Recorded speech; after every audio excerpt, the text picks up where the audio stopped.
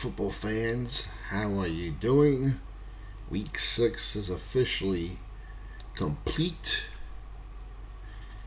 And I told you at the beginning of the week I'm rooting for all the underdogs so we can keep this league competitive for the final few weeks. And I said at least at bare minimum we needed DC to win.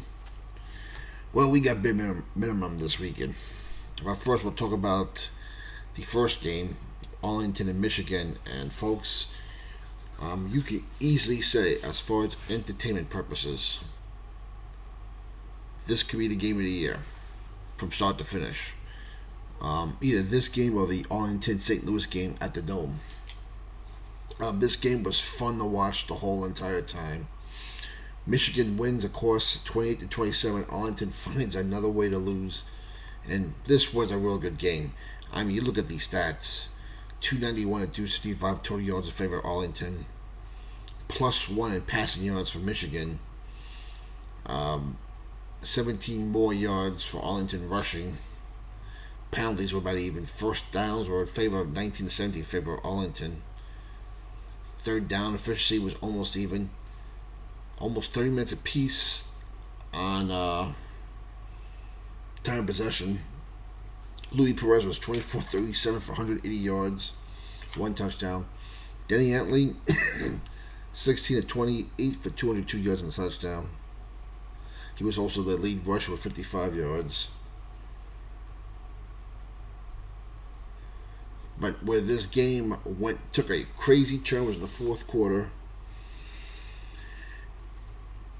The Renegades are up 24-19. They have the ball 4th and 1 on midfield, and for whatever reason, Bob Stoops decides to go for it. They run up the middle. They are stopped. Michigan gets the ball. They score on the ensuing drive. They go up 25-24. Then it came a battle of field goals after that. Arlington goes down, hits a field goal, and of course, Jake Gates. Can you make the case that Jake Gates could be maybe a team MVP? Or maybe the offensive MVP for the league? I know it sounds crazy, but he was 5 for 5 today on field goals, including hitting another 60-yarder. This guy has been money in the bank and ice all year. So Michigan now improves to 4-2. Arlington's 0-6, and Arlington's not mathematically out, but they're not going to be raising hell much longer. Let's put it that way. The good news for them is they are playing at home against Memphis, who you can say is not only the most disappointing team, but maybe the worst team this year. Michigan will go on a road to play the DC Defenders in what will now be a big game. But yeah, for entertainment purposes, this was a real exciting game. That's all. And I'll just leave it there, and we'll go to the second game. What was the big game? DC wins 18-12 over San Antonio. This was a big game not only for DC, but for the entire league. If DC loses this game, your Final Four is set. With DC winning, they're 3-3. San Antonio was 4-2. They're only 1 game behind San Antonio for that final playoff spot. They split the season series with each other. They're both 1-0 against Arlington right now with 1 game to play against them. And they're both 0-1 against St. Louis, with each team having to play them one more time. Both of them will have to go to St. Louis. Quentin Doherty, not exactly a great day. 16-26, 79 yards, a touchdown interception.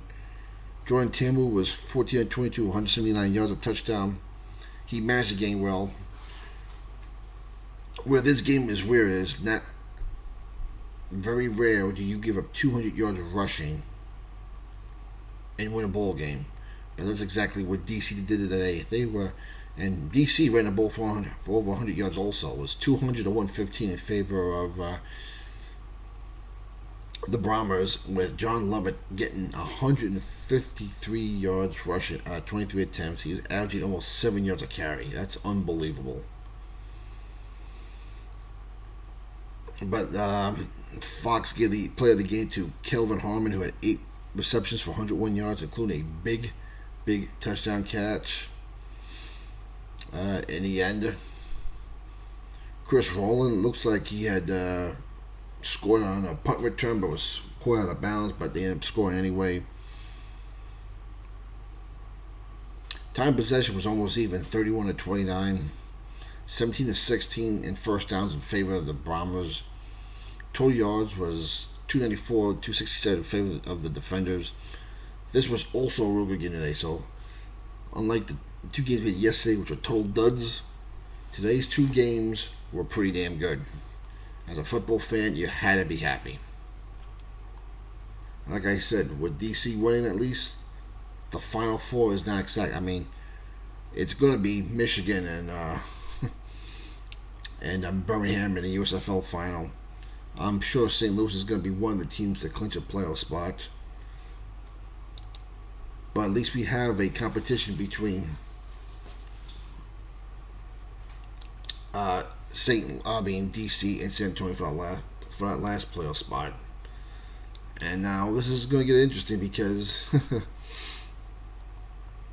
the defenders are going to need help from Birmingham to beat both Arlington and San Antonio. Try saying this thing. San Antonio is going to need help from Arlington.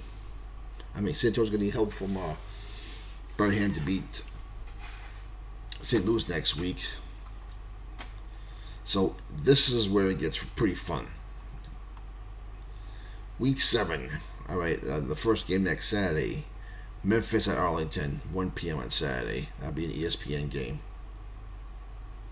Ooh, that's a brutal game. Then, of course, we got the game of the week next week. St. Louis goes to Birmingham. That is going to be a good game. I'm looking forward to that one. And then we'll have a split on Sunday as well on Mother's Day. Michigan will be at DC, which will be a good game also, an important game for both teams. And then we'll have another dub between San Antonio and Houston on the late game on Mother's Day. So there you have it. Let me know what you think. Comments down below what your opinion like to know. I'm telling you, Jake Bates, that crowd goes nuts when he gets on the field more than anybody else. A field goal kicker. Who knew? But he's been that good. Let me know what you thought about today's games and how the rest of the season is going to turn out. For the love of football, we'll talk to you next time.